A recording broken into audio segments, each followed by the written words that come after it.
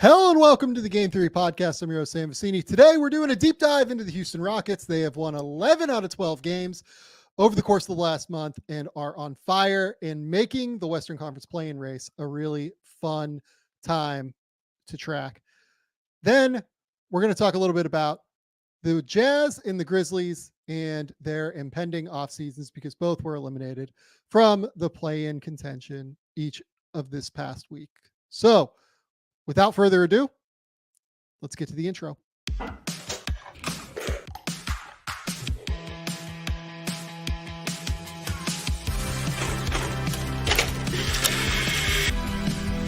do have a timeout. Decide not to use it. Way downtown. Bang! Bang! What's this gonna be? Wow! Are you kidding me? Hello and welcome to the Game 3 podcast. I'm your host, Sam Vecenie. But if you watch the tape, what you will see completely orchestrated this game.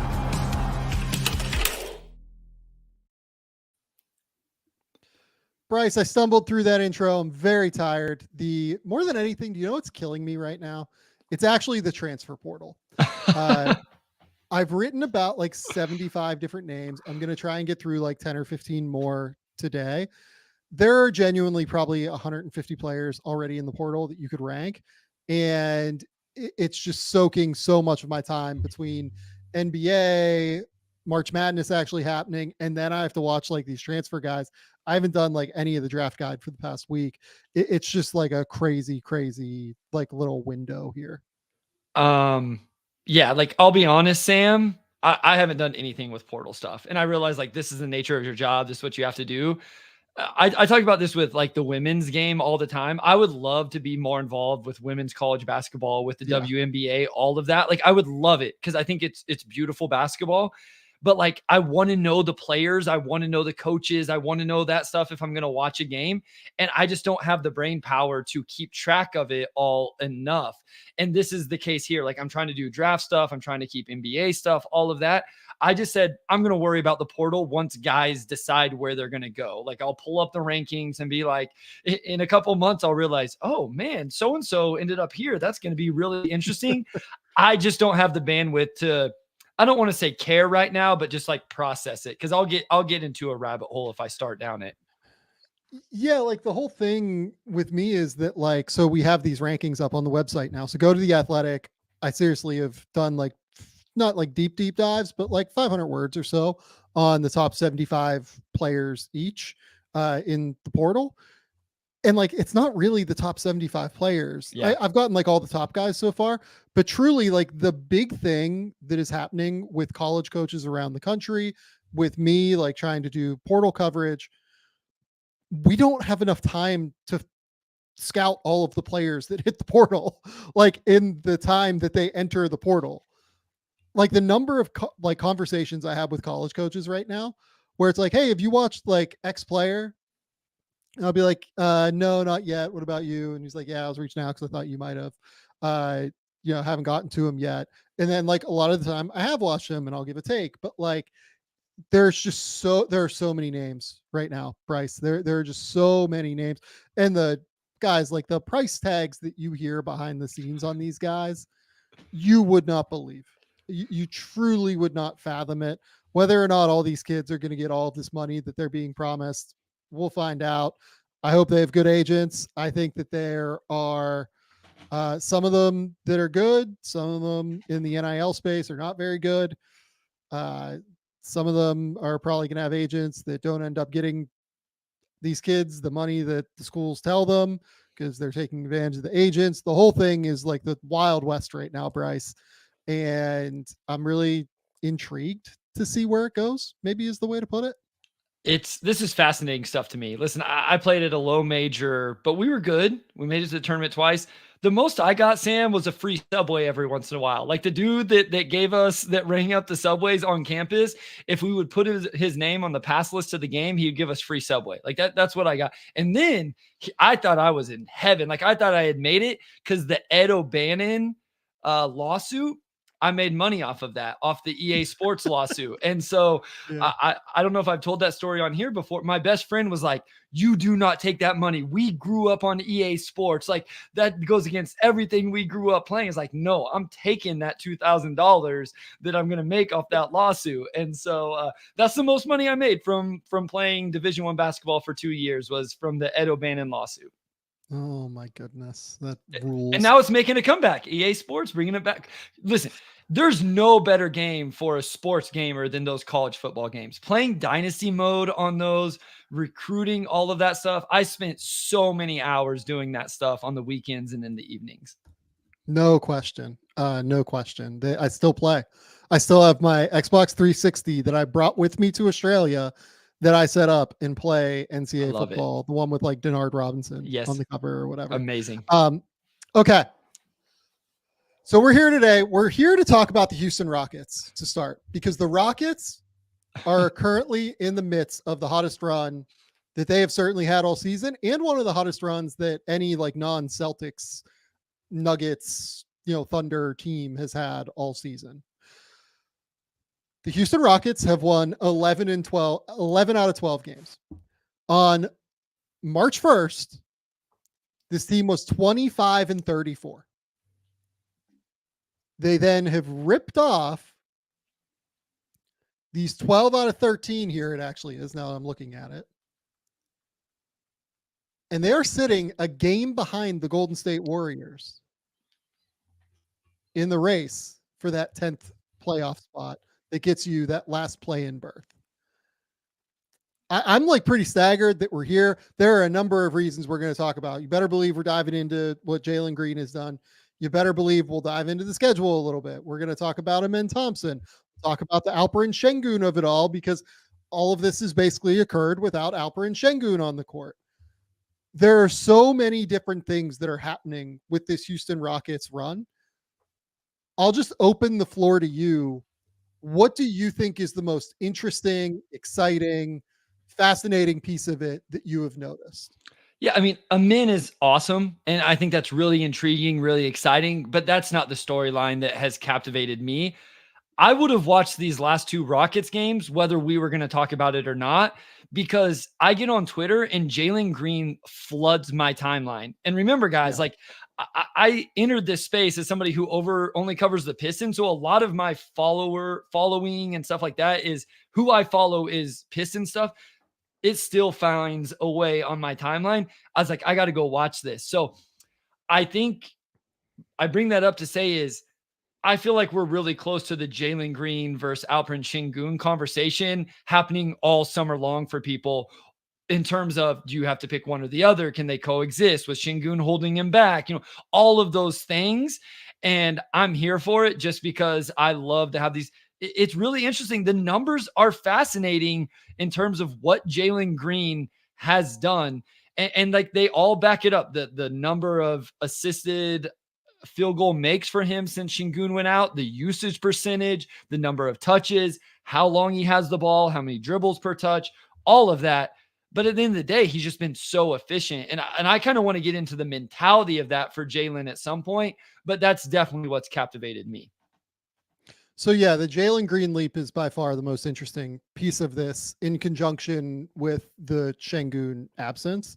And I have some thoughts on that in general that we'll talk about. We have a bunch of clips and tape that we're going to dive into and be able to do that over his last 13 games. So in this run, Jalen Green is averaging 28.5 points, 6.1 rebounds, 3.7 assists versus only 2.2 turnovers. To me, that is a big number given how much he's handling the ball. Yes. Particularly, we're going to talk a little bit about the defense. I think he's been way more detail oriented over the course of this run. He's shooting 50% from the field, 43% from three, 81% from the line. So the stats are there to back it up in terms of the efficiency. This is superstar level play from Jalen Green. Over the last, I would say, 13 games, so in the month of March, he's probably been a top 25 player, top 20 player in the NBA, something like that. It's been remarkable to watch. And I kind of want to contextualize a few pieces of it. But let's start with this. So the schedule is a thing that gets a lot of publicity with the Rockets right now, and I think rightfully so. Sure. This 13 game run has come against a time where the schedule eased up. So the first game here, they played the Suns, right? Beat the Suns by 9 points, played really well. That was a full Suns contingent game. They had all of their guys, right? Then they beat the Spurs by 13. They lose to the Clippers. They beat the Blazers. They beat the Kings. Kings, full contingent game. Like no concerns there. But also a team that is sporadic all year and in general plays down to opponents. Like, they may play up to better, but the Kings have been up and down all over the place in terms of the consistency of their play. Yep. Then they played the Spurs, and these are all going to be wins. The Spurs, the Wizards, the Cavs. That Cavs team, I believe, was missing Mobley, if I remember correctly, and that was it. Like, for what they've been recently, basically full health, full contingent Cavs team outside of Mobley.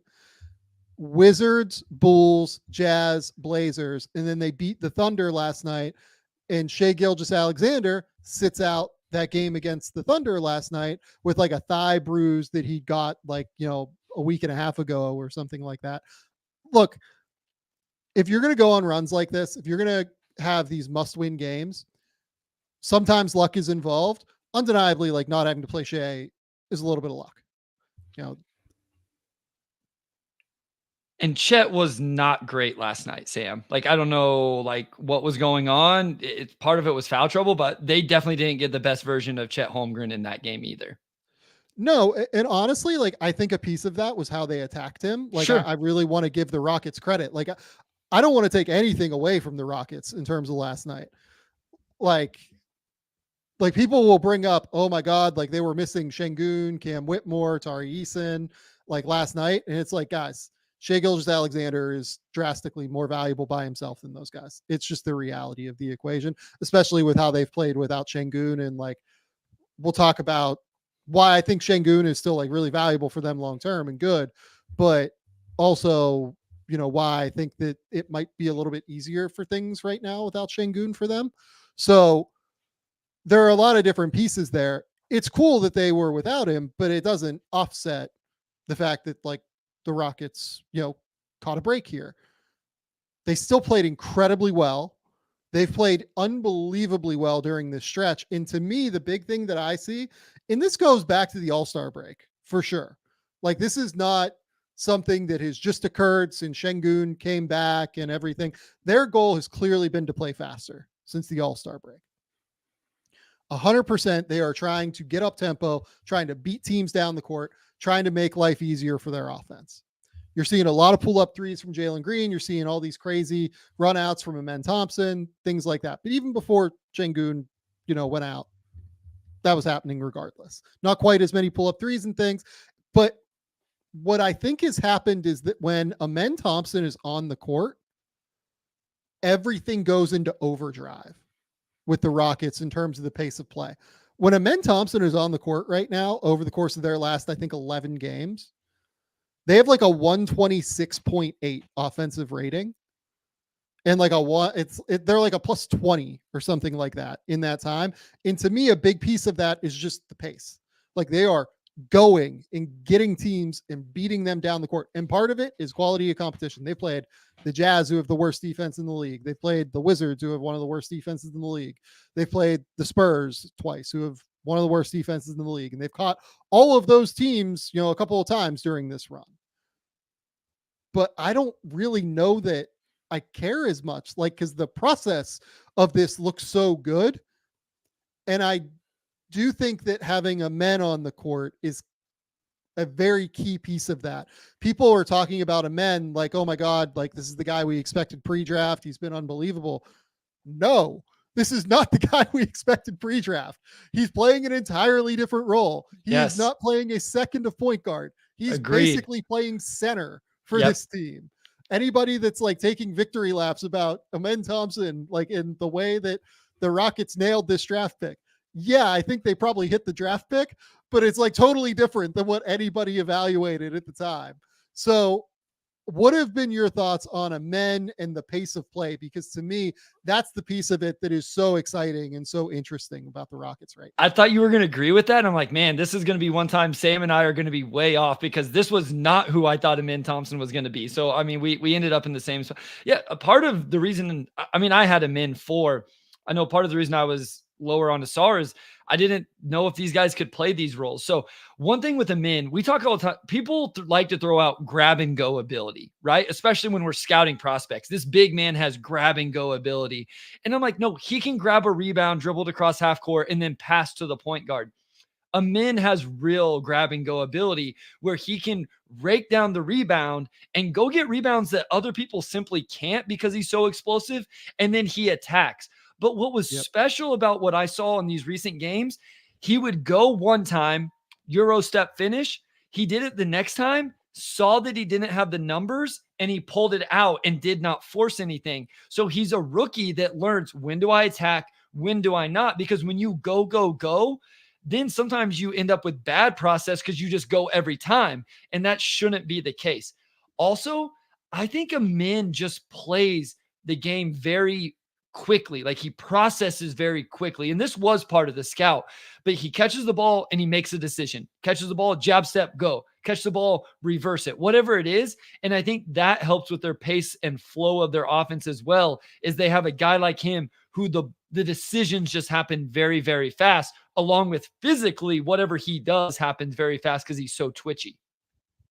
So let's just dive into the Amen piece of it first, because I wanted to talk about the pace of play. And I think that Amen with the pace of play piece of it is playing just like a huge role of it. And then we're going to move to Jalen Green, because I think Jalen is like a huge, huge piece of this. And we're going to dive all the way into everything that's happening there. But when you watch what Amen is doing here, like what you're going to see is like, he's just going to grab this rebound and he is going to go. I'm so glad that you brought up that grab and go ability from the first moment here, right? We're literally getting that from, first clip that we're watching is he's just going to grab this rebound and he's going to push. He's going to go up tempo as soon as he catches. And like, look, Alperen Sengun is a very valuable player. He's a better half court player than Amen Thompson is. Sengun can't do this as quickly as he can against one of the most athletic teams in the league. And that's okay. He has different skills, but I think that this is a big help for what Houston is doing offensively right now. And so that was against a really good defender in Lou Dort, Sam, by the way. Like totally. That's a good defender. He made that move and transition on. 100%. And then this one here, it's just absolutely nasty. But like what I want you to point out here more than anything is Amen is the last player right now. Like he is the furthest player back on the court in this play. And then he is going to sprint all the way down the court the other way. And he's going to beat two of his Houston teammates down the court and find an easy trailer layup. Like that stuff, that is like where, so like the guy that I kind of like to compare him to a little bit pre-draft was like Russell Westbrook in terms of just like the tempo, the motor, the energy, everything like that. That's the kind of like Westbrook-y stuff where it's just like, oh, the motor is going to go, the athleticism is going to be there. Yeah, I mean, when you just beat guys down the floor, then you're able to attack the lane. Lots of times we think, like you talked about how he's essentially playing the 5. So you think about like a trail big to catch and shoot the 3, but where he can outrun people like that, like you said, there's at least 3 total players on the floor behind him. The floor is going to be spaced naturally just because there's not all the bodies in the half court. And so again, if you notice there, he caught the ball, already knew what he wanted to do with it, made 1 Euro step and finished. There's no wasted actions or movements or delays with what he does. And that's why the flow stays good offensively when he's on the floor. Yeah, to be clear, like this is the reason that the Rockets won the game last night. Like Amen Thompson and Jalen Green, they're the 2 guys here. But if they don't have Amen last night, they do not win this game. Amen goes for 25 points, 15 rebounds, including 6 offensive rebounds, 4 assists. Like he was unbelievable in this game. He was absolutely incredible for the Houston Rockets. And then this one here, why did I grab this one? This one might not be one. No, I grabbed this because it just kind of shows Jalen like processing and thinking through some things. This is a ridiculous shot from Amen Thompson, right? Like Amen's going to catch this ball. This is just like a high ball screen. They kind of throw a trap out. Jalen's going to split the trap. We're going to talk a lot about Jalen splitting pick and rolls here. Yeah, he likes to do that. But he's going to throw this slightly off target. Amen's going to catch it. And he's just going to size up Jalen Williams here, who is a big, right? Like he is being guarded by centers. This is a huge mismatch problem that opposing teams are running into when they deal with Amen Thompson. Who do we have guard him? Do we just have our big like stay in and help around the basket in half court situations? We can do that, but he's also an awesome cutter. And then on top of it, he's also going to be able to get the corner here and look at the separation that he's able to create against Jalen Williams here. That's a big amount of space that he's able to get. And while this shot is funky and goofy and, you know, he throws it up off of 1 foot, the ball goes and he has good touch around the basket. Like that's what makes this hard. He's a really difficult guy for centers to guard. Well, and that's one area of the floor where I could see him being effective early in his career. He had another shot in this game that was a little bit more like textbook pull-up jumper. So he's at 44% between 3 and 10 feet. So not spectacular, doesn't jump off the page, but because of his elevation and his touch, he gets to 6-8 feet and he can just rise up and jump over everybody else and then shoot a jump shot from there. Again, he had a really good looking one. I don't know if it's a third or fourth quarter where he does it and it's not kind of a little bit more of a circus shot. And I know those ones look wonky, Sam, but I think sometimes dudes that are just great athletes with great touch and feel, they tend to make those more than people who don't. Yep. So next one here. It's a miss from Josh Giddey. That's a great rebound. Elevates up over everybody. Like there is Chet there. Chet's 7'1" with like a 7'6" wingspan. It's fine. Jabari Smith, 6'10" with a 7'1" wingspan. Look at how high Amen Thompson is off the ground here. This is ridiculous vertical leap. And then he's just going to turn and throw this outlet immediately. Who's going to get it to Jalen Green and pull up transition threes have been a huge part of Jalen Green's success here recently. He has just been absolutely electric in terms of starting the fast break. So can you go back to the very beginning of the clip? And I just want to highlight where Amen. Listen, this isn't some crazy effort, but I cannot tell you how many guys, Sam. So right now, Amen is on the left elbow. If you're looking at it from half court, the shot comes from the left wing. Most guys would just drift to half court in this situation. Like Amen would leak out or just stand there. Not only does he not do that, he tracks the ball to the backside, which is where most misses are going to be, goes across to the lane and gets the rebound on the right block. So he went from the left elbow, if you're looking from half court, to the right block and then elevates above everybody else. So it's not just the natural athleticism, it's also his ability or willingness to give some extra efforts. Yeah, I mean, I just love everything about this effort. It's fantastic. And then he starts it immediately. The processing to know that Jalen is going to be the one that leaks out and to find him and just go. Super smart. And then this one here again, he's just going to size up Gordon Hayward in space and then start just a fantastic little pick and roll here on the empty side, right? He's getting out. This is early offense more than it's transition offense, right? Yep. But because he's so fast, he's able to kind of isolate Gordon Hayward here on the empty side of the court. And that's going to allow him and the Rockets, by the way, just to get into this fun little action here where Fred's going to go set a screen for Dylan Brooks, who's going to come across here and make this play in the dribble handoff. And then just look at the timing here as well. So he gets bumped and he just beats Chet to the spot. Yep. Like these are things that, again, like Alperen Sengun can do a lot of things exceptionally well. I don't think Alperen Sengun is going to quick twitch beat like Chet Holmgren to these spots and like beat Josh Giddey to these spots as he rotates over. And it's totally fine. Again, like I don't mean to make this like shit on Alperen Sengun hour because it's certainly not. He's had an incredible season, but it just changes the flow of the offense and it changes the speed at which Houston is doing things. In addition to changing the spacing, which I think we'll talk about when we get to Jalen Green here in a second, but just all of it is so impressive to me.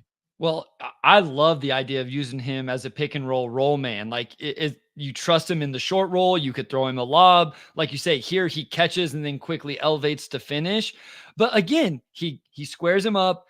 I just love how they flow into the next action. He knew exactly what was coming. That's great stuff from Fred VanVleet. Like I feel like we've tried to shout him out as much as we can whenever we talk about the Rockets. They just transitioned right into that action. And then again, I think him and pick and roll, it could be really interesting because of all the different tools he has as a processor and passer, but also a high level finisher with his athleticism. Yeah, no, I totally agree. Just a fantastic game from Amen Thompson in that one. I thought he was outstanding. Another thing that's outstanding, by the way, Champs Paperhead. Are you feeling the madness of March? The tournament is already tipped off, and if your bracket's anything like mine, it's definitely busted. That Arizona game tonight definitely did not help my status within any bracket challenge. But fear not, because the madness is not over yet. Why not start fresh with a brand new tournament from the Elite Eight onward if you want to? You can turn those bracket woes into a chance for redemption, but hold on to your hats because this year the excitement levels are absolutely off the charts. Thanks to our partner, Champs Paperhead, we're taking the madness to a whole new level with an opportunity that's as thrilling as a buzzer beater and a chance to score big by creating your own bracket tournament. Entry is absolutely free, courtesy of Champs Paperhead, when you use the exclusive code Game Theory. Now, let's talk about why Champs Paperhead is the MVP of bracket season. With their innovative platform, you're the captain of the ship. If you want to kick things off the Elite Eight or the Final Four, you can absolutely do that. If you want some extra spice for incentives for picking underdogs, you can add points for that. But you can also channel your own inner bookie and craft custom bets to keep the adrenaline pumping with your crew. It's like having your own sports book right at your fingertips. So where can you find this game-changing platform? Head over to champsportspools.com/game theory, GAMETHEORY, and dive into the action. This March, be the hero among your squad and orchestrate the ultimate bracket showdown with Champs Paperhead. Trust me, this is a slam dunk. You're not going to want to miss it. And remember, champions are not made by sitting on the sidelines. Join the fray. Create your winning bracket at champsportspools.com/game theory. Okay, Bryce, are you ready to talk about Jalen Green? Because that's where this is going now.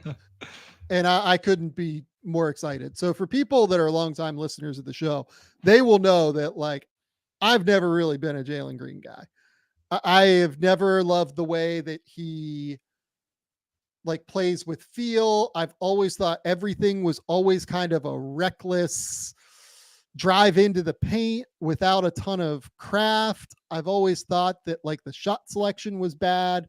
The vision I never really liked. I have never really been like a Jalen Green guy, like point blank. I am like fully admitting that. These 13 games are like really shifting me right now. These are the kind of things that like really have moved me in terms of, okay, we've always known that there are crazy tools here. Now we're seeing it in a different context.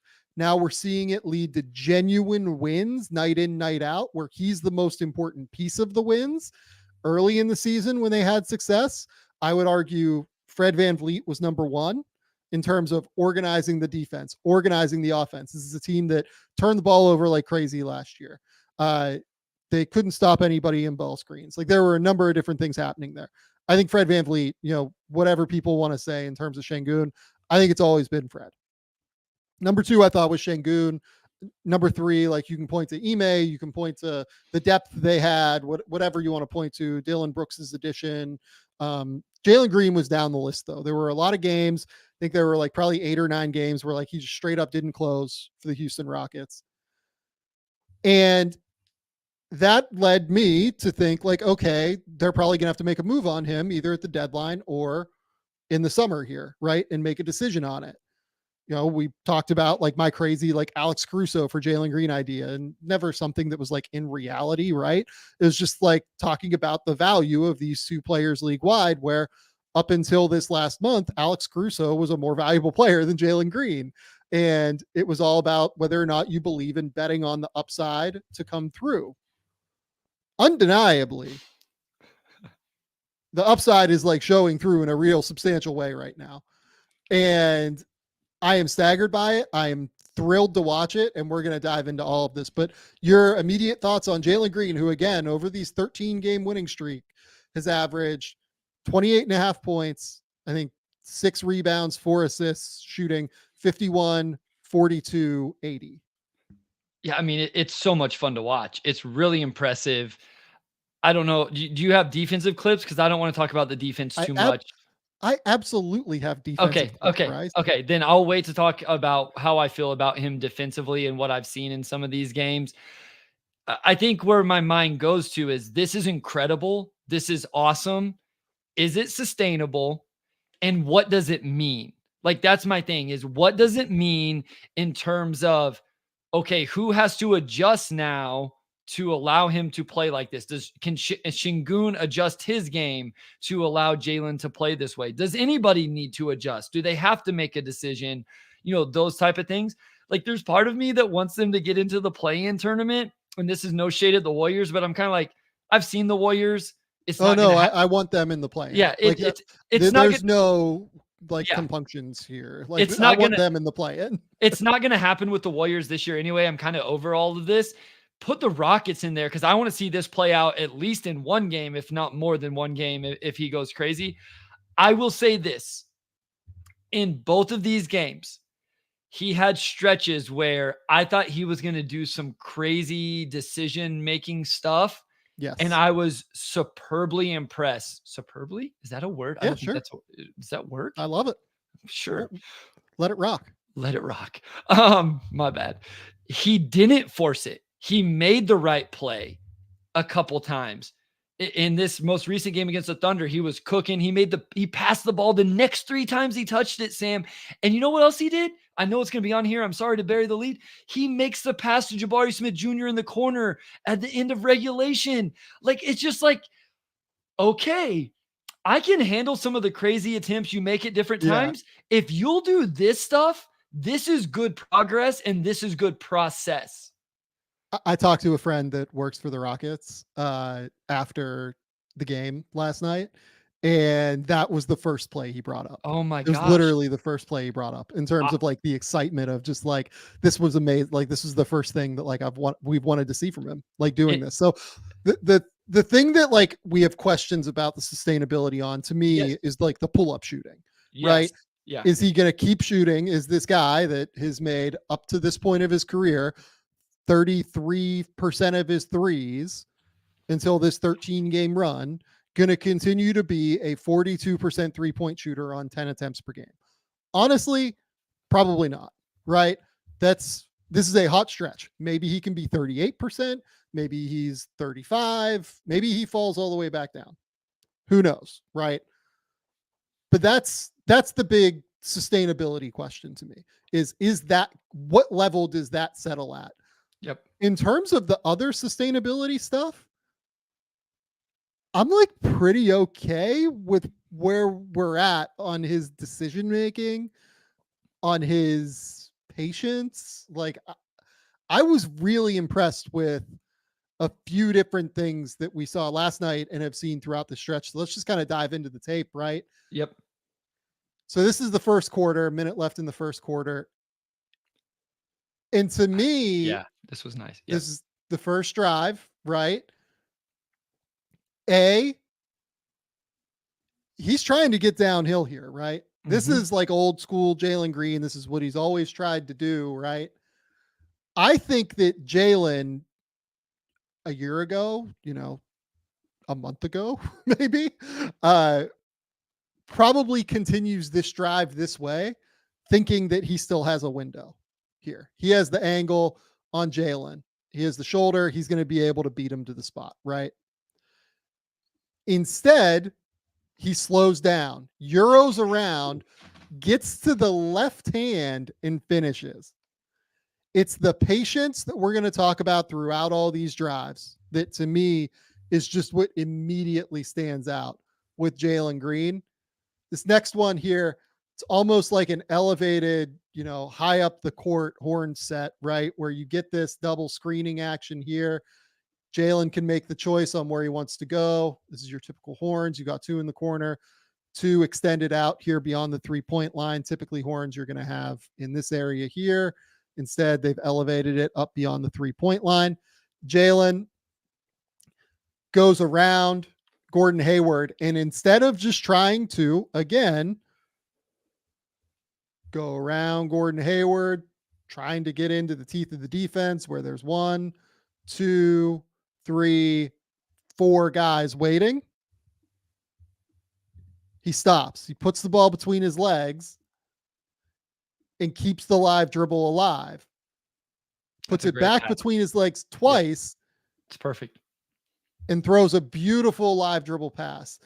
The number one thing that I've seen from Jalen Green, and I swear I'll let you talk about this after, the number one thing that I think he's doing is keeping his dribble active and alive on the perimeter without overdriving or picking up the basketball. That is what's allowing him to be a more dangerous, active decision maker, in my opinion, right now. And we'll talk about that throughout these clips. I mean, I think you could make an argument that like he just tries to attack this even, before, like he could talk himself into because we haven't, like, he's an insane athlete. He has insane explosiveness. He can cover an insane amount of ground, like all of those things. I'm sure we're going to look at those. He could talk himself into, just as you draw this arrow, attacking that gap, and I'm going to shoot a floater or draw a foul.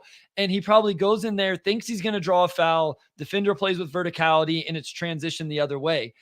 Like, I wish the ball was out of his hands right now with the right hand hook to Jeff Green, but I can live with what ends up happening where it takes him a little extra second. And then now it is. And this is perfect. It's great process right here from Jalen Green. And he doesn't get, this is why assist numbers can lie at times, Sam, because he draws all the attention. He creates a wide open look for his teammate who just simply doesn't make it. He does everything right on this possession. He does everything right here and drills this crosswing kick out. It's on target. Jalen misses it. On target. But the process is right. The process is right here. Next up, we're in the second quarter, 7 minutes left. Shot fake. Oh, I have this in my notes. I'm so glad. Sorry. I'm just like proud here. This is like sharp. He gets this kick out. This would be a pull. This would be a catch and an attempt at a shot. And he may get it blocked because that's J-Dub, Jalen Williams, closing out. Like, he may block this shot if he shoots it. Yep. Instead, calmly gets into the teeth of the defense, drills this shot. It's the patience and the comfort, right? Can we go back real quick? Because I think this plays into, like, because this is a true off the ball possession. Watch his just move it. So go back a little bit earlier if we can. He chases the ball to one side of the floor, doesn't get it. That's fine. So you see, so he's moving from the right to the left. If you're looking at half court now, as a min drives, watch him relocate back from the left. J-Dub gets caught staring. So this is a play that really gives me confidence because it's done without the ball in his hands. He's playing off the ball, whether it's a drive from a min, whether it's a Sengun, whatever. Like, you can do this off of anybody with this relocation. It's a drive and drift. It's like a classic. We're just going to a men's going to drive and he's drifting just to try and find the open angle to be an outlet, right? It's super smart. It's simple. And he drills the shot, right? That footwork is so smooth. Next one here. Appreciate the box out. Appreciate the box out, Jalen Green. I see you. Yeah, we'll talk about that on the next side, the defensive side. Next one here.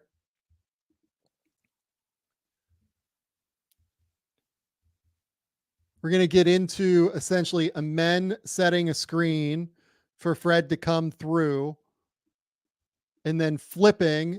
And they're going to set what essentially becomes like a double drag here where Fred is going to like slip this double drag action and Jalen's going to like go around it. And that's going to essentially isolate Jalen onto Chet Holmgren. And the thing that I really like to see here is, yes, Jalen Green still attacking. It's not all patience. It's not all, trying to get to his spots, doing this, doing that. I love the one hand gather here. Mm-hmm. I think it's so important. Jalen is a guy that throughout the portion of his career early, I thought would try and load up off of two a little bit too often. This time here, we're getting into him going off of 1 foot, one hand gather, beating the great rim protector to the spot and getting there and finishing. Next one here. Just a ball screen. This time, though, we see kind of old Jalen Green come out, right? Like I wanted to put one on here that I thought was not great compared to what we've seen throughout the course of all of this game. And he had like 3 or 4 of them where he like overdrove and had a couple moments, right? But this one here, like there's nothing here, right? He has a guy with that's 6'6" with a 7'2" wingspan who is stronger than him on the ball. He's got 1, 2, 3, 4 guys here. This should just be a reversal. Like this should just be a reversal at the end of the day. But he decides to go in. You could try and pass it earlier, right? But instead, Jalen catches him after this dig here from Kaysen. So Kaysen's going to dig. He gets around the Kaysen dig, but then he has to bring the ball back here, right? You got to bring the ball away from Kaysen digging in, which exposes it to J-Dub. Yep, that's right. And then next, that's going to start a fast break. But now we're going to get into the third quarter here, 7 minutes left in the third. And we're going to get a screen. Jalen's going to come out and basically switch it at the level. And that snatchback dribble on the crossover is just filth. That is absolutely filth. That is.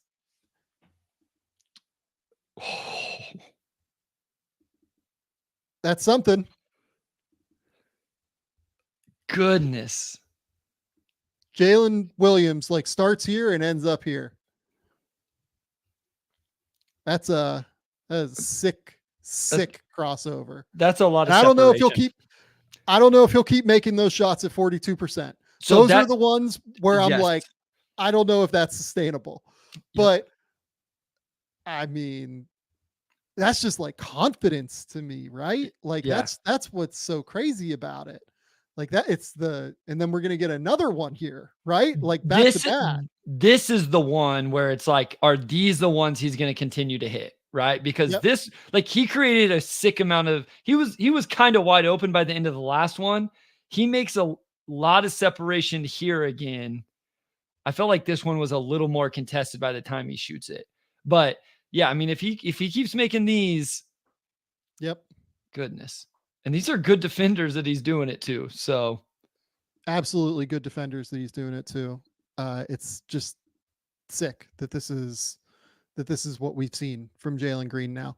So this is the kind of stuff I wanted to put a couple of these in with Jock Lawndale, because these are the ones that I think are really interesting in terms of when Sengun comes back, right? Because what you're going to see here is eventually the Thunder start like doubling him and putting 2 on the ball in any sort of action, right? So Lawndale's going to come up. He's going to set this screen. And they're essentially going to go 2 on the ball here. Yeah. In order to force the ball out of Jalen Green's hands. So we've got 1. We've got 2. And what I love here is Jalen Green keeps his dribble alive until he forces these 2 to commit, right? He actually brings them toward him, which then allows Lawndale to creep back into this area. And if this is Sengun, this is even sicker, but Yeah. like even Jock Lawndale is going to be able to finish these. And Jock's been great recently. Like, I don't mean that as a quote unquote, like even Jock Lawndale. Jock's been fantastic for them over the course of this last month. But man, like if that's Sengun, like you're really starting to cook with gas here, because it becomes harder to put 2 on the ball in that circumstance, right? Yeah. No, teams may refuse to put 2 on the ball because they feel like Sengun is able to just either score that, or if you want to rotate to him, then you really feel confident that Sengun can make the pass out of it. That's right. So this one now we're going to get into Jalen getting into a 2 on the ball pick and roll here, and he's just going to split it. And then he's going to finish through contact in a big way. So what happens here? He catches. Again, it's clear that Mark Daignault has made an adjustment where every time Jalen takes a ball screen, this one here is to the sideline. We're going to go 1, 2 on the ball. We're going to go up and over these screens, and then we're going to have the man really try and meet him above the 3-point line. That is the quote unquote like big screen defender. Jalen just splits it, gets all the way to the rim. Again, look at the elevation here. Just going through contact like in a significant way. That's a big, strong dude that he just went through, by the way. And didn't fall backwards. Like he jumped, took the contact, and like he didn't fall away. Like he went through the contact. Like Jalen Williams, J-Dub is actually the one that goes backwards on that. Which is impressive and kind of shows you the functional strength for someone who for NBA standards looks not slight or skinny, but he's not jacked like some other guys are. Right. And I put this one here, just like this little image here. I left this in because I think he is getting stronger. Yeah. You can see it. He is getting stronger and he's becoming more capable of dealing with things. Now, this one I put in because this is where I think we start to see like why I think it's a little bit easier for him right now without Alperen Sengun. Yeah. Alperen Sengun really tends to like to operate, let's call it like in this area here, right? Elbows extended, mid post. He'll go up to the top of the key. Like we're not going to sit here and say like he is single-minded in terms of the way that he likes to play, but more possessions with Sengun on the court and with him being in this zone here than what we've seen recently from the Rockets, right? And what I think is happening is I think it's easier for Jalen to read this space and attack and figure out how to attack and get into that space and get downhill. So I think that is the key here in terms of why it's a little bit easier for Jalen without Sengun there right now. If I have my numbers right, and I believe I do, the Rockets are shooting almost 10% better in the restricted area post Sengun injury compared to pre Sengun injury. Like I looked those stats up specifically because I knew we wanted to point this out. And again, it's just, you're giving something up whenever you don't have Sengun, right? Some of the stuff he's able to do, but I think that is something you get back in terms of where rim protectors are and those type of things. Small sample size, right? In terms of that, how many ever games, but that number did stand out in a substantial way in terms of the team's overall finishing in the restricted area since Sengun has gone out of the lineup. Yeah. I think it's just easier. I think it's a little bit easier for Jalen to just read the court at the end of the day. So now we're like 4 minutes left in the game. You've got Jabari in the dunker spot. You've got Fred in the corner. So 2 shooters here, by the way. You've got Dylan, who like you can't leave alone off the catch at the least. And then again, all of that open space in the middle of the court, right? And again, what I want to call out is keeping the dribble alive, right? They put 2 on the ball again. And instead of kind of recklessly trying to drive or do anything like that, He just keeps the dribble alive, forces Josh Giddey to get back on defense, and lets Amen Thompson just like be an athlete, right? And Amen gets there, beats him to the spot, finishes, right? This one here, Amen's going to grab this ball. 26 seconds left in the game. 109, 108 OKC. He decides, look, like honestly, as he's coming up the court, this area here is the easy place to attack. Yeah. It'd be very easy for him to just go downhill and get the ball in his left hand and try and force Kenrich to help, or try and force Josh Giddey to, beat him to the sideline, right? Instead, Giddey kind of tries to get there, and Jalen decides to attack the top foot. Yep. And by doing that, he beats Giddey and causes that momentary confusion, right?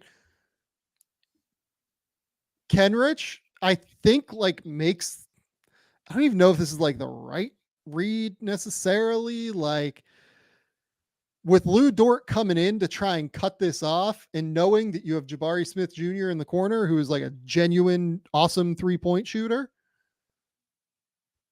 You would probably love to see him like stunt and then like try and get back to Jabari once he sees that Lou is going to be there. But like, that's hard in the moment, man. That's what Jalen Green's like pressure is creating here. That's really, really hard. This is the gravity that someone playing at the level Jalen Green is playing at causes, because like clinic tape, when we're sitting there, slowing it down, pausing it. And I'm guilty of this as well. It's like, oh my gosh, what is he thinking? That dude has dropped 30 some points on you tonight. You feel like he never misses. He's been doing it for 2.5 weeks. In your mind, you're going, I can't let this dude beat us. And that's why somebody playing the way and at the level Jalen Green is playing at is so valuable to a team, because it's going to do this to every defense, because it's just human nature to say, man, I can't let that guy go get a bucket. And you end up overhelping and maybe quote unquote making a mistake. Yep. And here's the other thing. I think he tries to shoot this like a year ago. 1,000%. 1,000% he does. As soon as he beats Josh to the middle of the court, I think he's trying to shoot that. Pull up jumper, charge, something. It was my favorite play of the night for him. It was just like, you kept waiting. I hate to say this, for like, is he going to overdo it? Is he going to overplay? Is the process going to go wrong at some point? And all he kept doing was making better and better process plays. Here's what's truly special about this one. I'm so glad Jabari Smith Jr. made this, because it reinforces for Jalen that it was the right play. Sometimes when you make the right play and the result isn't what you want it to be or should be, it convolutes your thoughts on it. I'm so glad Jabari Smith made this for him, but also for Jalen to see and get the reward of, if I do things the right way, good things are going to happen. And he's excited. Right. You could see him excited for his teammate. So this one is going to be end of game scenario, right? Dribble handoff. They get the switch with J Dub onto Green here. He goes up, tries to finish, misses. It's fine though. It's an end of game spot. No one's really open here, honestly. Like, I guess you could try to get this little dump off to Jabari here if you wanted to, but he's all the way underneath the rim with 2 seconds left. 2.1 on the clock. That's hard, man. Like, that's really hard. I think it's a fine decision. You just missed it, right? But now we're going to get into overtime. I only have a couple of the overtime ones here. But again, spacing perspective. So now we're throwing up a 2-1 ball screen here. And look at all this space, right? Having that much space is just the easiest way to do it for Jalen Green right now. It's the easiest way, I think, for him to see the court. And again, they try to put 2 on the ball here, and he just keeps the dribble alive, keeps it active, gets to the step back. I mean, sure. Like, again, that's the one that, like, I don't know how sustainable that one is, but when you're riding a heater, you're riding a heater, right? I mean, he just Here's the thing. absolutely snatches that thing back and fires. It is ridiculous, and he's not going to make him at this level at all time. But the fact he's doing all the other stuff makes it a little bit more. It makes it easier to handle it. You know what I mean? Right. And especially we're about to talk about the defense when he's doing what he's doing defensively on the boards, passing the ball. You just have a little bit more ability to handle some of those attempts, even whenever he does miss them. So this one now, this is, I think, the last clip. Splits so he loves splitting it.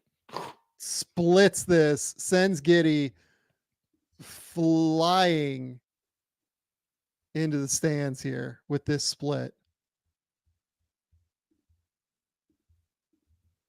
And just gets downhill and finishes. Yep. Like, that's just tough. That's really tough.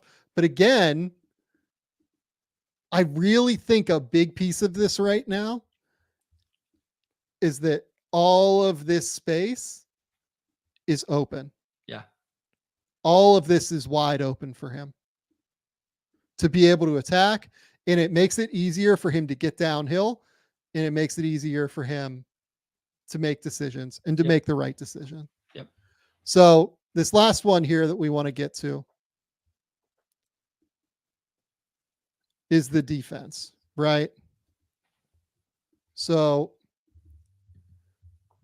you've mentioned that you think his defense has been better. I think his defense has certainly been better. What I want to call out on this one is just like the effort level to get around the screen and the navigation. Yes. Jalen Green, throughout the course of his career, has been a horrendous screen navigator. Like, truly just been really bad at it. He's dealing with Isaiah Joe here. Isaiah Joe is a lights out 3-point shooter. If he is not on his shit from the moment that this thing starts, this is a pull up 3 for a guy that is a 40%, 45% 3-point shooter, but he forces him out. What I will say here that I don't love, not getting a box out. No, it's more that you can see Jock is pointing, right? Like Jock Lawndale's pointing. Oh, like, hey, the communication. Like, go back. Go back, take the pop guy here with Jalen Williams. And, you know, that's fine. You're not going to get them all. And honestly, like, I don't necessarily know what their defensive principles are off the top of my head. He could be calling out for Jeff Green. Sure. Yeah. To go up here. And then X out. For Jalen to X out. There are a few different ways you could handle it. This isn't Jalen's fault, but the screen navigation early on here is what's so important.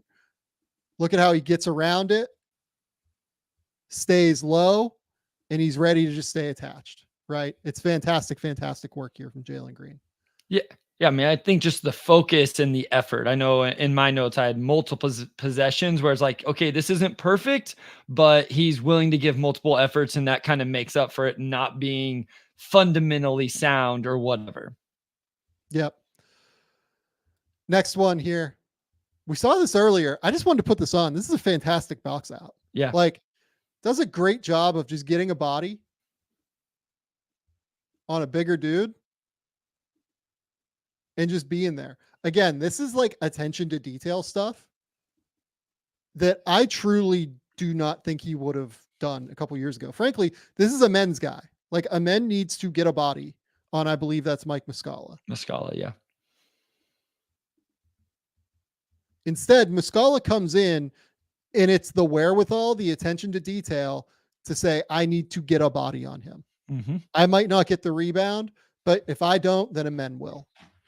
It's just little attention to detail things that are so, so important to me whenever I watch him. I think it is so, so critical when trying to evaluate where his overall standing is in the league right now. And look, Jalen Green was not perfect defensively in this game. Like, he gets bumped, he gets moved by guys that are bigger than him. Jalen Williams had a few moments in this game where he was just able to move them, right? End of the day, there are going to be those possessions. Jalen Green is not like a good defender right now, or like a plus on that end. But I don't think he's given much back right now, which is the biggest piece of it. So this one just gets that little poke away there, and then we're going to go up. And we're going to get Amen driving to the rim. He's going to clean it up around the basket. But again, this is transition. This is like kind of everything for them encapsulated into one play, right? Like, you get the tight point of attack defense. You get the little poke away against Giddey. You get Amen Thompson flying up the court where it's just really hard to stay in front of this team. And then an extra effort to go offensive rebound. Second effort to get the offensive rebound, right? It's perfect stuff. Next one, Jalen Green. That's the block against J-Dub that I think got a lot of people excited. Yep. That's the one that I think was fantastic. So, well, look where he was at. He has his back completely turned at one point. So this is what I'm saying. Like, he's not like the most fundamentally sound defender, but just making multiple efforts, especially when you're as explosive and athletic as this dude is, you're going to end up making plays and being in the right spot and being like, his back is completely turned, but he's able to stay with him. Not necessarily. I think he would have quit on this play last year. Yeah. I think that's where the effort would have stopped last year. In this one, he gets the block. He goes up and goes through contact, gets the block, and starts the fast break, right? Yep. Like, this is what's so impressive about what Jalen Green is doing. It's the second and third efforts every single time. It's fighting. He's scratching. He's clawing. This one, again, gets switched on to J-Dub. This is a hard matchup for him. It's a good job holding his ground. Does a great job holding his ground. Honestly, like, this isn't something that like he can do on his own, because if he doesn't hold his ground here, or even like doing as good as he can holding his ground here, right? J-Dub's still going to be able to elevate over him without help, right? That's the reality of this deal. But Dylan Brooks comes over. He held up enough to force the pass. He held up enough to make it harder for Oklahoma City, who eventually misses the shot, and it starts a run out and a foul. That's like a 4-point swing potentially. And it's the difference between J-Dub getting a layup because Green doesn't give extra effort and Gordon Hayward taking a contested layup. You know, like, that's the difference in the effort he gave there. And then again, just the willingness to give it up in transition on that play. And then this one, this is the absurd play. This is like the completely ridiculous play. So he does a great job here staying in front of Giddey. Giddey loses the ball. This is so ridiculous, Bryce. Oh, this is so ridiculous from Josh Giddey. In an NBA game. An NBA game under 4 in clutch time. We're in clutch time. Clutch time. Down 1. Josh Giddey is on the ground. There is a guy in front of him. I say, how does Jabari not block this? Like, it just has to be a complete surprise that Giddey does what he does. And he fucking throws this thing up. That's not Jalen Green's fault. Jalen did a great job defensively here. I put this on because of the absurdity of the whole thing. He went for the ball here. I mean, maybe you can complain about that. I mean, this is unbelievable. This is why stats lie, though, because it's somewhere in the analytics, Jalen Green just got scored on by Josh Giddey in isolation. It's incredible. It's unbelievable. So this one, I think this might be the last one that we've got here. This is 41 seconds left. He's got to come up, Kenrich Williams, and they switch it, and they're comfortable switching. This is the thing here, right? Look at him just slide, stays in front. Good hands. Allows the help to get there. Yep. That's the thing. Like, he only has to be good enough. Yep. Right? You're right. He only has to be good enough here. This isn't entirely his stop, right? But he does a great job making it hard for Jalen Williams. He makes Jalen try and slow down, use that decel step to be able to create the separation. And with that decel step, it allows Dylan Brooks the time to rotate over. By the way, Amen Thompson here does a great job rotating to Kenrich Williams. You've got Fred kind of guarding 2 on the backside there. This defense looks great, I think. So him digging at the ball there forces J-Dub to pull it back even more, which slows down him getting it in. Like, just those little efforts are giving it a chance. It's 100%. It's really good stuff. Like you said, it's not, nobody's going to mistake him for, maybe he's neutral based on this stuff because of his athleticism, maybe neutral, but he's not going to be an all defense guy. No, but he's not. And that's okay. You don't need him to be when he's this good offensively. That's fine. Yeah. And what I was going to say about the defense is, we talk all the time about how guys' offensive usage lots of times lends to them not being as good defensively. I think Jalen Green's the other way. I think Jalen Green is one of those guys, when he's touching the ball, when he's getting the shots he's getting, when I think it energizes him to play harder on the defensive end. That was my takeaway. Like, I haven't watched every minute of his career to know if this is true or not. That was my thought process watching the last 2 games. Is this is the opposite of what we talk about all the time. He's actually more energized because of what he's getting to do offensively. He's going to give you more on the defensive end. So, and here is my last question here as we go through this. Jalen Green is going to be eligible for an extension this summer. Alperen Sengun is eligible for an extension this summer. I don't know what they do now. That's kind of my question. Like, I'm genuinely not sure what I think this organization should do with those 2. And frankly, I think where I'm at, unless like Jalen like goes nuts and like leads them to like a playoff upset or like something like that, right? I think where I'm at is that they should let these guys ride into the season on their 4th year of their rookie deal without an extension. And by that, I mean both of them. Like, because you don't know which one you would choose. I don't know if you have to choose one or the other. Sure. Yet, I guess. Or if you have to. Yeah. Yeah. Like, you might not have to. Like, it might be totally fine that when Sengun comes back, it's all good. Things are great. But you have another year to evaluate these guys. The thing with the Rockets that they have is, like, for instance, like Toronto right now is tied to whatever the fuck Scotty Barnes is, right? They have to max him. They have to give him the extension, right? They are tied entirely to what that situation is. Agreed. There are other teams around the league where they are tied to one player right now. The Detroit Pistons are tied to whatever Cade Cunningham is. Yep. The Rockets have Jalen Green, Alperen Sengun, Jabari Smith, Cam Whitmore, Ben Thompson, obviously. Like, you don't know what this looks like. Yeah. Right? You can be patient. You have so many options, and you have another lottery pick coming this year from Brooklyn.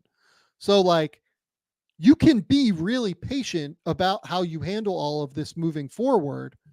You don't have to make hasty decisions on this. And to me, I would want to go into this next year with all of the options on the table, I think is where I'm at. I agree. My question would be, do you force Sengun or ask Sengun to learn how to play off this version of Jalen Green? Do you try to mix in between? Because it is different. Like, I have the numbers of how many, he's up almost 10 touches per game since the Sengun injury. Whenever, like, Sengun, I think, was getting 61 touches a game. The second closest person since the post-Sengun injury, Jalen's at 67. The next closest is at 45. He's almost up a second per touch. He's almost up a dribble per touch. Like, all of those things. I don't think you can just say, oh, we'll just go. Like, are you going to go back to running it through Sengun? Are you going to run it through Jalen? Are you going to try to merge it? Like, that's what I want to know is, who are you going to kind of hitch your wagon to? and then see if the other guy can rock with that. Like, I wonder if they go, we're going to let Jalen do this. We'll see if Alperen can fit into what Jalen's doing. And I think that these last 2 weeks of the season, where the schedule for the Rockets really heats up, sure, is going to let them know if that's, is going to let them know what to do with that. Yeah, right. For sure.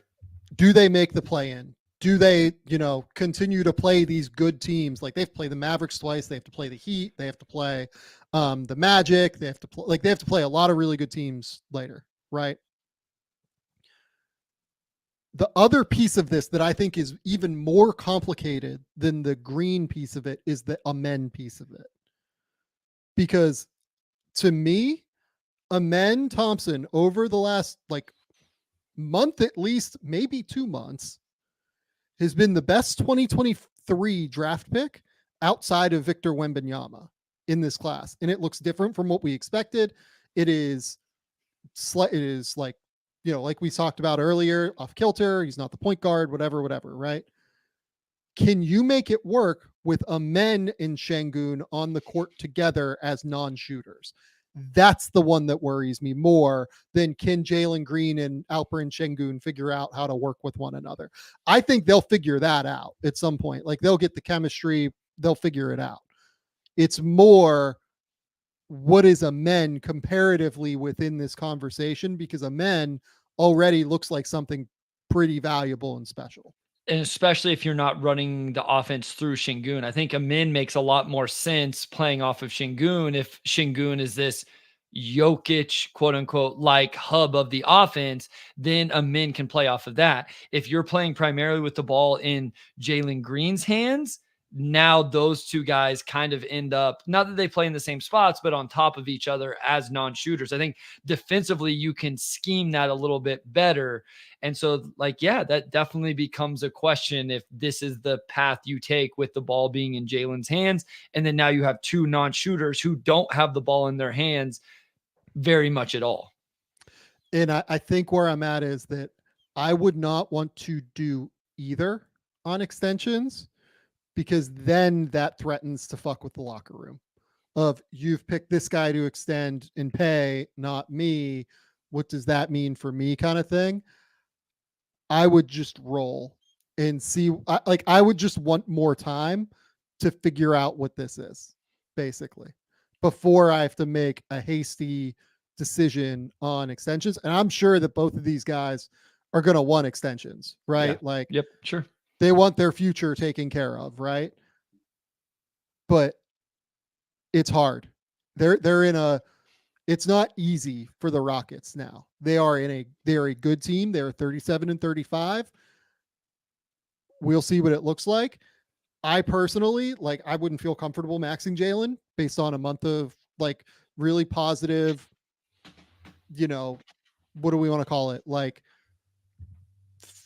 Functional play, basically, where it's not overly, the decisions are good, the process is good. Process is good here. Yeah, process. Right. Yep. I would need way more information to know who I have to hitch my wagon to at this point. And if I have to hitch to one or the other, that's the other piece of this. It might be fine to say both get a max after this. Sure. But you need to know, I think. Yeah. No, I agree. It makes it way more fascinating in Houston. And I mean, I guess at the end of the day, what should excite Rockets fans is you had a lot of really good young talent there. And you just kind of have to figure out, does it work together? Does it not? And if it's not, who do we keep? Who goes? Those type of things. But it's better than the alternative of not having enough. Yeah, that's right. That's absolutely right. Okay. You wanted to talk about 2 plays. Oh, yeah. Really just one play that we're going to finish on with the Rockets here before we go. The Rockets in their last 2 games have come out running this set on the first offensive possession of each game. So I'm an idiot and didn't do this right. Well, let's do this one because I think it's a little bit more interesting. So where are we at? We're here. First game of the game of the first possession of the game last night against Oklahoma City. This is just like kind of classic action here. So I'm going to let you just like break this down because you wanted to talk through these. Yeah, well, I thought it was interesting because every team's going to put their 5 men on a min right now. And so what I liked about this action or noticed was, so first Fred's going to set the back screen just to get a min the ball in the mid post. They're not trying to run a mid post isolation for a min here. They're just setting a screen to get him the ball. So Fred sets the back screen and a min comes to about 15 feet and he's going to catch. And he has Chet on him. And I think it's important to note that with the actions that are going to come after that. Okay. So that's your exchange. Yep. A min comes off. He's going to catch. Now, lots of times you'll see this and it'll be a guy to go to work and ISO and whatever. That's not what's happening here. They're not, a min never squares up to do anything. What they're doing is, and why I think this is creative, they're pulling Chet, one of the best rim protectors in the NBA, away from the basket. They're using this matchup against the Thunder, and it works because a min is such a good passer. So now what's going to happen is we're going to get just kind of an old school screen the screener action. So the first game, go ahead. The other thing I want to call out here real quick is that you're going to see Jabari throw the entry pass here to a man. Yes. But continue. Yeah. So you're going to get old school screen the screener action. The first game I saw this against the Blazers. Hold on. Yep. Let's just talk through this one first because we have the Blazers one next. Okay. All right. So you're going to get Fred with the back screen on Giddey, Brooks to the basket. Amin's going to turn it down, but there's enough confusion between Kaysen and Giddey that after Brooks cuts through, the next action is Jabari screening for Fred. Amin still has the ball, and it's Fred now relocating, sprinting to ball side that almost turns into a little bit of a zoom as Amin. No, he doesn't dribble at him, so it's just a pass. But Fred catches and gets a good look at it. So this is like classic, like this is taken directly from like the Warriors playbooks, like in their heyday, where they would throw Draymond Green the ball here, right? Typically it would be one of like, sometimes it'd be Iguodala who was the entry passer here.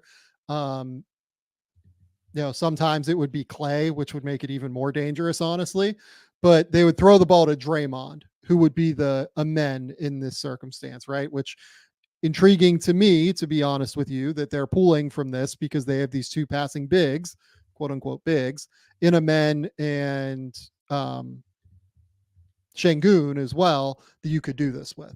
So they throw this here, and then what this is these are just like classic like split cuts, right? Yep. So he's going to go here, and then Jabari's going to entry the ball here, and then he's going to screen away, right? They used to run this where Steph would be the Fred guy here, where he'd come up, set this screen, set another one for Brooks to come through, and then, all due respect to Fred VanVleet, but Steph is faster than Fred VanVleet, and he would sprint off of like the Clay, the Iguodala action, and it would just be like absolutely filthy, right? So as somebody brings up in the comments, I hope the next game the Rockets play, they run through all of this, and then Jabari slips that screen from Fred VanVleet, and he gets one diving off the, like this gets that got scouted, and then because Jabari could now slip this screen with Fred coming off.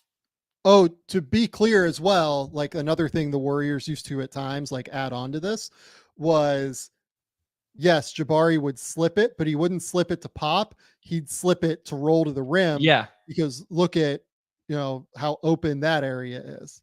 Yep. So yeah, that would be like the kind of the final counter off of it. So let's go back one game, right? Yep. This is the previous game against Portland. Literally same deal. Enter to Jacques Landale because JSJ was out, but we're getting the back screen. You get the back screen here. Also, just quick note, you have Jalen Green in the backside corner, which again, gravity and how important that is to hold defenders on the weak side because you're just not going to leave him back there. So, yep. Really important piece of this. The other important piece of this is that the Blazers actually have the center guarding Amen Thompson here. Yes. Right. Again. Yep. And they have Tamani Kamara guarding Jock Lawndale. So it essentially acts the same from a spacing perspective, even though they have a center out there with Amen. Yep. At the end of the day. So now you're basically isolating the rookie here in Scoot Henderson on this back cut. In fairness, they're all rookies for the Blazers in this game, starting 5 rookies. Yeah, that's a good point. That's a very good point. But they hit Dylan Brooks on that one on the back screen. Let's see if I can pull that back up. Sorry about that. My computer decided to do something stupid. So yeah, the other thing I like about this is that the Rockets have clearly empowered Dylan Brooks to make a decision on which way he wants to cut, right? Yeah. Like it's not like, you have to go, must go around Van Vliet's screen. He's just able to like dive if he wants to. He's able to go around it and play it that way. This time he sees that he's got Scoot like very confused here in terms of where his responsibility is and gets the cut. Repair gets the block on it. But yeah, just really, really sharp, I think, this entire thing. Really, really sharp action. I just thought it was a really interesting way to use Amen, and especially in this game, as you pointed out, because they did have Landell in the starting lineup. I assume they anticipated the matchup still, even, putting the, wreath on Amen. And so I just thought it was a nice little action. And then when I saw it again in the next game, I was like, oh, okay, here's the next action off of it. I always like actions that have counters and things you can build off of. And like you said, there's even more you can do with it. I absolutely love it. I'm a big like split cuts fan if you have the personnel to do it. The big thing is you need a big who can like make all of those passes, right? Yeah. And in this case, Amen is basically the big, but yeah, like it's not super easy to find those guys. The Rockets should be running a lot of these though, if they have the spacing and they have the bigs to be able to do it. Like this is a really hard action to guard because it builds off of itself in a really interesting way for the Rockets moving forward. And a lot of teams run it, but like the Warriors are the one that like really weaponized it in the way that they did when Draymond and Steph and Clay were kind of in their heyday. Yep. Okay. Let's jump into these off-season previews now. So the Memphis Grizzlies are up. We are going to talk about what the Grizzlies need to do this summer in order to take that next leap forward as they hoped to do this season. The Grizzlies are in a really interesting space. I think in the offseason, they are many millions of dollars over the salary cap at this point to where they are butting up against the second apron. I do not believe that they are anticipating to have their full mid-level exception. They will likely have the mini mid-level exception to be able to use. The core pieces moving forward, John Morant, Jaren Jackson Jr., Desmond Bane, all those guys locked up for multiple years. Marcus Smart, I would also consider a piece of the core for what it's worth. I know that like people considered, hey, should they move him at the deadline before he got hurt? All that stuff. I think that the Grizzlies think of Marcus Smart as like a really valuable piece to have between Ja, Jaren, and Desmond. They see him as like a guy who can do those things that like we just saw Amen Thompson do. They like the idea of having him be able to guard 1 through 4, maybe even 1 through 5 in the playoffs. It's a guy that really makes sense for them. So like, yeah, maybe not like core under contract long-term, but like a guy that I just cannot imagine that they like will get rid of this summer unless it's a crazy, crazy offer. Yeah, no, it seems like somebody that they feel like is part of all of that and makes sense, can take those tough defensive matchups, allow Ja and Bane to really focus on, offense. And then, between him and Jaren Jackson Jr., that's a really good start defensively. And I mean, I guess if you're going to start those 4 guys, then you just got to fill out that 5th spot and, then what you're going to do off the bench to kind of build out your depth. So there are 3 pieces of the Memphis offseason that are interesting, all kind of circling around one question for them, in my opinion. And that one question is, what is their long-term answer at center? Yep. Is it they think Jaren Jackson Jr. can close games at center and they only need like a Andre Drummond-ish kind of guy in free agency, or do they need to go out and like make a real impact move for like a big that is expensive, right? The three mechanisms like that they have with that really, yeah, I would say three mechanisms. They could use the Luke Kennard option. Luke Kennard has a $14.8 million team option for 2024-25. They absolutely will exercise that in some way, shape, or form. He's worth that money, and he's really valuable to them from a spacing perspective. It's just whether or not they exercise it, in my opinion, to trade it or not, or if they trade it before they have to exercise it, and then thus it gets exercised. The second option is the draft, right? They're going to be sitting at number 7 projected right now. They could move up the order. They could slide back a pick or two. There is one name that makes a lot of sense for them, I think, in terms of the center position for the Grizzlies. There are a few other names that I think you could reasonably like trade down, try and accumulate more assets and get, but like they could just draft Donovan Clingan at the center position. That's what we did in our most recent mock was we just took Clingan and slotted him in there. And Donovan Clingan has been great for the last month of the season. He's finally, like we talked about this on the mock, he's finally like totally in shape, moving well again. I was talking to someone tonight and what they brought up was like, he's just going to look better as an NBA player because he's too big for college, kind of.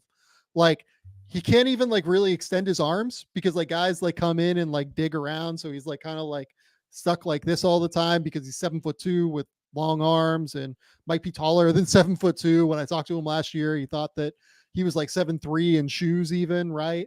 Like, it's hard for him in that environment to get the most out of his size and length. I think he'd be fantastic with Memphis. You'd have like an incredible backline defender who could clean up things if he gets beat in drop. I think Clingan is a great screener. He's a great passer, great dribble handoff guy, finishes around the basket. Like I think that, you know, even though tonight was a little bit rough finishing around the basket against San Diego State, he can finish around the rim. I feel quite confident he would be. Honestly, I think that that is the best option for them if he is available at their draft pick. I would just take him and rock with it. Yeah, I agree with that. I mean, it just makes too much sense. You know, I think it's one of those that I think that's going to be mocked a lot as we get into mock draft season where everybody gets to the Grizzlies, unless it gets up into like the 3, 4, 5. But I mean, even then, like at some point in this draft, it makes too much sense for what they need. I guess it depends a little bit how they feel about their wings, but, or if they need some backcourt depth after Ja and Bane and Marcus Smart. But man, it's a cheap way to fill that void, Sam, that I personally think they need to fill at least for 24 minutes a night, probably, right? Like, yeah, at least. So, yeah, I think that at the end of the day, even if you're at number 4, if you're them, does it not make more sense to take Donovan Clingan than like to do like Modus or to do like Ron Holland or these guys that like are questionable shooters more than anything, right? Because like with Ja Morant and with having Marcus Smart already, like if you're not taking a big who is going to shut down the paint and give you, Jaren Jackson's like made them already a top 10 defense in what is like a catastrophic season for them. If you draft Clingan and he can play 20 minutes a night immediately day one in the NBA, you are the best defense in the league, I think. So that's like a total, you know, advantage that they can hold. If you're not drafting that center position, it can't be a non-shooter, in my opinion, because you already have Smart. And you'd be giving up too much on the defensive end otherwise. Well, and like you have it in the youth right here. I'm not saying these guys are all better than some of these prospects, but like you have Gigi Jackson, who's shown like maybe you got to steal there with him. Vince Williams has done some nice things. Jake LaRavia is playing the best basketball of his NBA career as he's getting consistent minutes over the last couple weeks. Zaire, like you just have these names already where, I mean, you might as well trade a couple of these guys if you're going to draft Matas or Ron Holland or somebody like that.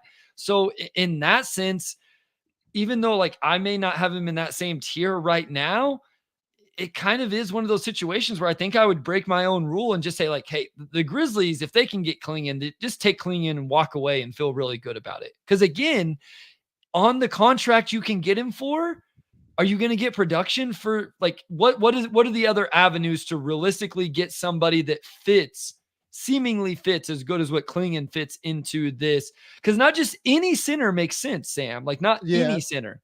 Like the name I've brought up is like Jared Allen would be like an incredible partner with John Morant. Yeah. If the Cavs like lose in the first round again and decide, okay, we have to break up the Evan Mobley, Jared Allen thing. And honestly, like the best pick they're probably going to get is that number 7 pick. And like you could do number 7 and Luke Kennard for Jared Allen. And you could probably move Luke Kennard for like a late first round pick, something in that ballpark. And you could get, the number 7 pick or whatever this pick ends up being, depending on how the lottery shakes out in this class. That's actually like a really competitive, like strong offer for somebody like him, in my opinion. There are other names that we could point to. But they're not playing in free agency, right? Like, I mean, no, they're not in free agency. So it's not like if it's free agency, it's mid-level or better. Yeah. So it's not like you can go after Isaiah Hartenstein or something like that, right? Like that would be awesome, but they don't have the money to do it. They don't have the cap space to go play in free agency. So yeah, not unless it's a sign and trade with Luke Kennard, right? Yeah. Like that's the only. And I think that Hartenstein's going to get too much money. I seriously think we're talking about Hartenstein as like a $20 million player now. Easy. He's been like, I think there is a non-zero chance. I don't know if he'll make it, but on my ballot, I would have Isaiah Hartenstein on the all defense team right now. He has been one of the 10 best defenders in the NBA this season. And it's not positions anymore. So like, if you want to list 8 centers or whatever, you can. Hartenstein has been absolutely one of the 10 best defensive players in the league this year. He's awesome. Yeah. So like, look, there are other bigs that you could like try and look around for, but we'll see what they decide to do at the end of the day. Do you try and do like a reunion with Jonas Valanciunas and do like, yeah, but they can't sign and trade because they'd be over the second apron at that point anyway. So it doesn't matter. So yeah, look, I think that by far the cleanest way to do this is using the 7th overall pick to go get either your veteran or to just get Klingon and just take Klingon at the end of the day. And if you do Klingon, you probably don't have to move Kennard as well, which is valuable for the Grizzlies moving forward. In terms of they get Brandon Clark back next season, really important piece of it. He's back now. He played recently. I have not watched the Grizzlies in like a week, so I didn't see how he played. But they have Gigi Jackson and Vince Williams to be able to take up some of those wing minutes now. After drafting 5 or 6 of those guys, David Roddy, Laravia Williams, Vince Williams, Gigi Jackson, etc. They hit on 2 of them where it feels like those guys are valuable moving forward. It's kind of like a simple equation for them. Like they really just need to find the answer at center, and they have multiple different kind of avenues to make it work. Yeah, no, I mean, you get healthy, you put Klingon in there. Like we've seen rookie centers this season be super impactful. Like I'm not saying at all that he is Victor or Chet, like not even same archetype players, those, but we even saw what Derek Lively did in Dallas, right? For a long amount of time. And so again, different type of player, but a rookie center can come in, especially when you kind of have the defensive infrastructure around him and Jaren Jackson Jr. cleaning everything up and what Marcus Smart does. And then now your depth looks really good with Kennard and Marcus Smart playing as the, a backup and staggering if he does start. And then all of those guys, does Jackson have a leap? Vince Williams, Laravia, the guys we've mentioned, all of a sudden it looks like an interesting team. And at the end of the day, this team, their ceiling is determined by those 3 names at the top of the list, Sam. Like at the end of the day, how good they are and how competitive they are comes down to, does Ja get back to being Ja? I think Jaren's been awesome this year, quite frankly, like the defensive effort and then also the offensive usage to go with it. And then Desmond Bane as well. Those 3 guys decide your ceiling, but you add a center and these other guys and your floor and kind of rounding out around those 3 looks pretty decent. Yep. 100% right. The last question I have is just like, do they have to duck the tax? And honestly, I think no. Like, is my bet. Like, Robert Pera is very wealthy. He's one of the wealthiest owners in the NBA. I am kind of assuming that as long as they have what they feel like is a real contender, Robert Pera will pay. I understand that there will be some hesitation there until it happens where he's willing to go deep into the tax, but I don't know. He's very wealthy and this team looks quite good moving forward. So I don't see a lot of reason to believe that they won't pay the tax, but that's just a guess on my part. Okay. Next up, the Utah Jazz. The Utah Jazz offseason preview here comes down to a few different factors. So they have something like $44 million ish in cap space that they could use.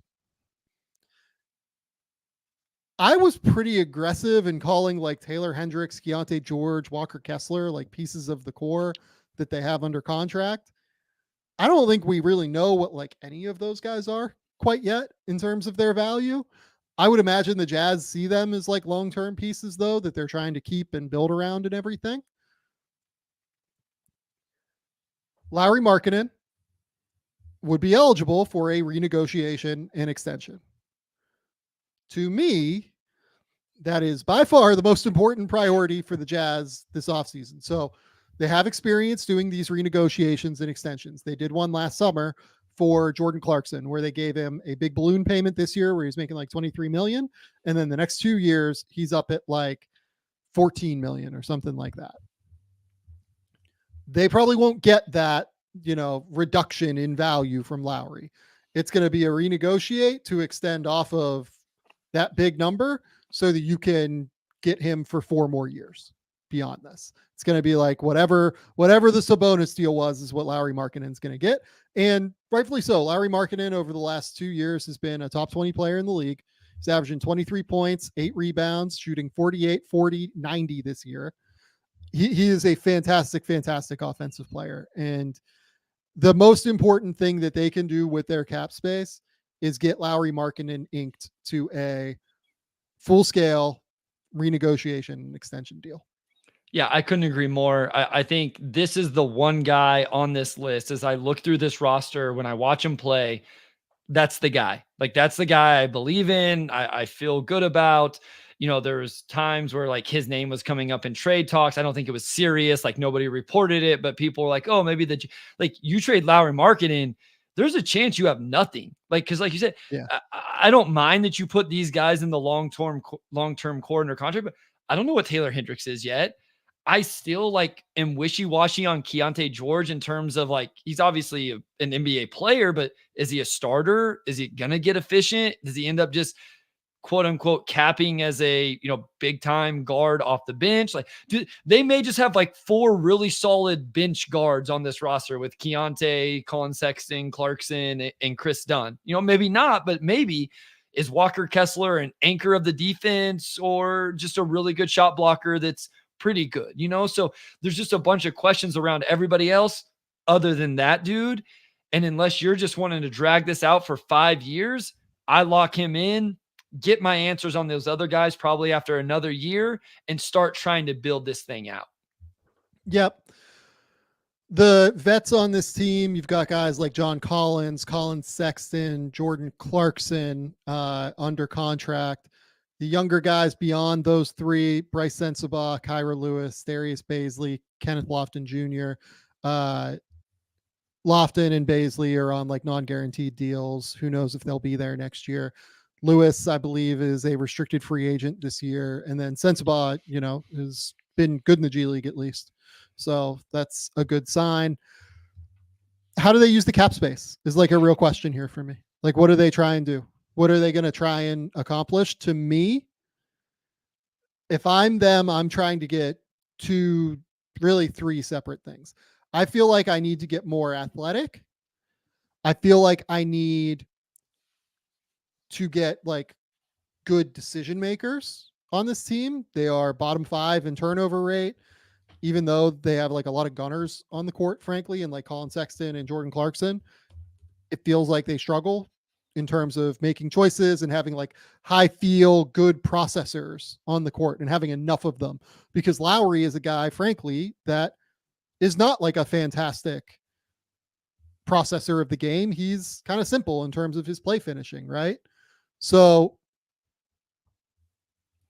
I would want to try and find passers, playmakers, good processors. I think they probably need a point guard or somebody who can play point next to Keontae George and like share the duties of point guard if they think Keontae is like a long-term answer there. I would want it to be like a bigger guard who could potentially handle those things, because Keontae is not very good on defense. And I would want it to be somebody that like I feel comfortable and confident with on that end of the court. Markel. So like those are the things, like it's processing, it's athleticism, and frankly, like they need perimeter defenders, because the perimeter defense is really rough with this team. They don't keep anybody in front of them when I watch them. They are currently, despite the fact they have Walker Kessler and all of the size on the interior, the worst defense in the league right now as we're recording this. So there are a lot of things to fix here. And part of this is, look, they made a choice at the deadline to sell off, and they have been on a crater down to the bottom since they sold off. But man, I think they just need more athleticism, find like good decision makers, and continue to find like long-term pieces at the end of the day that allow you to grow on defense. Bringing back Chris Dunn to me is like a really good choice for them. Like I think Chris Dunn has been really, really good on defense this year. Where are you at with Markel Fultz? Yeah, interesting player for them. Does he check some of those boxes? I think he checks a lot of those boxes, honestly. Like Markel's an interesting player for them. He hasn't been great this year, like in the games that he's played, but if you buy him being like a creative guy who can be longer, who can defend, who can make some passing decisions, it's not a bad choice. Like he's an interesting player to put next to Keontae George. I mean, as you were explaining that, and I'm over on Spot Track looking at names, like that's the one that stood out in terms of checking as many of those boxes as I could find. You know what I mean? Yeah. Like a little more size, playing next to Keontae, can handle the ball. Obviously not a whole lot of floor spacing, but will defend. It was the one name as I filter through these that stood out a little bit. Bruce Brown is an interesting name for them. Okay. Yeah. I think, good defender who can come in and, really help the ball movement, help facilitate some things for them in short roll situations, things like that. Kind of beyond that, like it's not super easy. They shouldn't be in the like Malik Monk, Grayson Allen races just because they have these like scorers who can shoot the ball, right? Exactly. Like, I think that's like not the best use of their cap space. Like if DeAnthony Melton hits free agency, I think that's like kind of an interesting name for them. I don't know what the Sixers are going to do necessarily with their space and how they go about it, but I think Melton like makes some sense for them. I mean, even like, like what's a name that like really could be useful for them? Like Jayshawn Tate, I think would be useful for them. Okay. Again, just like ball mover, quick decisions, just like thinking about the Rockets right now. Like he is the team option for this year. And I'd imagine the Rockets pick up that team option. It's like $7 million or something like that. And I think he's worth that for sure. Like if you could trade like, that number 32 overall pick that you have for Jayshawn Tate, like, and extend him on like a reasonable number, that's like a pretty good deal for them, I think. Yeah. I mean, we've talked about Jayshawn Tate quite a bit on this podcast for what he is as a player. I think he makes winning plays. Like even in these most recent games, he was boxing out Chet in one of the clips, and it stood out to me. Like he just makes a rotation, gets a big time weak side box out. He'll go get offensive rebounds. Like he just, again, he does all of these things that I think he could fit into this roster well. It's not going to excite Jazz fans something crazy, but you start putting players around that make good decisions, defend a little bit, make winning plays, all of that stuff. Like you said, they have enough gunners. Like let's figure out like which ones are we going to rock with? How good and efficient can they be at it? You don't need to add any more of that to this team, right? Like Malik Monk would be like, I love love Malik Monk, and I'm fascinated to see where he ends up this summer, but he doesn't make sense on this team. Like you don't need that at all, as you said earlier. So someone like Tate isn't going to, again, like, it's not a home run, but maybe it's a single that just makes your team a little bit better and helps everybody else let you evaluate everybody else, which ultimately that's what you got to do with Hendricks and George and even Kessler to an extent, since the ball of those guys. Yeah, I think that's right. I think that all tracks and lines up with where the Jazz are as an organization. It's just continuing to add young talent. I don't think that they want to be like a rebuild team. I think that they want to try and retool around Lowry on the fly and be able to find like an interesting young player to build around with him. To me, the guy that makes the most sense for them draft wise remains the guy that I picked in the mock draft, Seth Castle. Perfect player to put next to Keontae George because he can play in ball screens. He can attack. He can really defend at a high level, 6'6" guard, physical, strong body. Didn't get to see as much of the passing out of ball screens this year as what we've seen previously. But man, like he can really throw passes out of ball screens. You set like high screens for him. He can really do some stuff. I think Castle makes a ton of sense for the Jazz at the end of the day. I mean, other names that you can point to, I mean, like Zach Rizashea would make sense. Like Modest, I think makes sense because they could use more athleticism and, you know, stronger defense on the wing, like with Ron Holland. Like you could say he makes sense. There are a number of ways they could go. Topic, I think you could just take the upside swing on him and play him next to Keontae George, maybe. Like they just need more talent, I think, at the end of the day that is set to be on this roster long term. It's not as young. What about Derek Jones Jr. if you're looking at an athletic wing? Sure.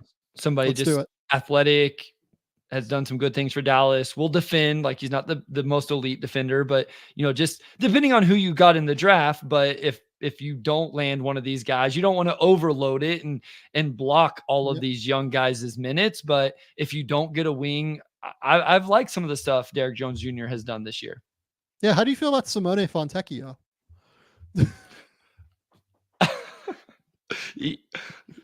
I wish I could see him play. He hasn't played in 2 weeks. That's how I feel about Simone right now. Yeah. But would be useful for this team. Okay, so everybody kind of crushed that from why did the Jazz just didn't want to pay him? Do you think that's what it was? Or it was just like an asset management thing of here's a 27-year-old guy we don't want to pay and we get a really useful second round pick? Because I mean, as we look at the picks there, that 32 is what they got for Simone Fontecchio. So yep. Dirty Dancer brings up the Jazz could be a really fun Giddey team. I agree with that totally. I think that they make a ton of sense for Giddey. Yep. Giddey's been really good recently, by the way. Do you know what he's yeah. averaging over his last like 15? Probably like 15 or something like that. And shooting really well from three, if I'm not mistaken. Yeah, he's averaging like 16, 7, and 5 and shooting like 56, 39, like from the field and from three. He's been really, really good. I thought he was almost 40% from three in his last X amount of game. He looks confident in and the floater looks really good. Like we've talked about this playoff thing for months now. If there was ever a time for him to get confident in it and be prepared for it, this was the stretch of the season where you want to see it going, you know, leading right into that. So, yep. No question. That's all I've got, Bryce. I think we're good. Do you have anything else that you want to talk about here? I think we're clear. Yeah, no, I think that's good. I missed most of the games tonight. I had a meeting before we recorded, but thank goodness for an ability to download games and watch them on Friday morning. I'm off on a 4-day weekend because of Easter break, so I get a little bit of a downtime with the family again. So, yeah, no, I'm very happy for you that you get that. I get to go to the Melbourne United, Tasmania Jack Jumpers, Game 5, winner take all NBL title this weekend. It's going to be great.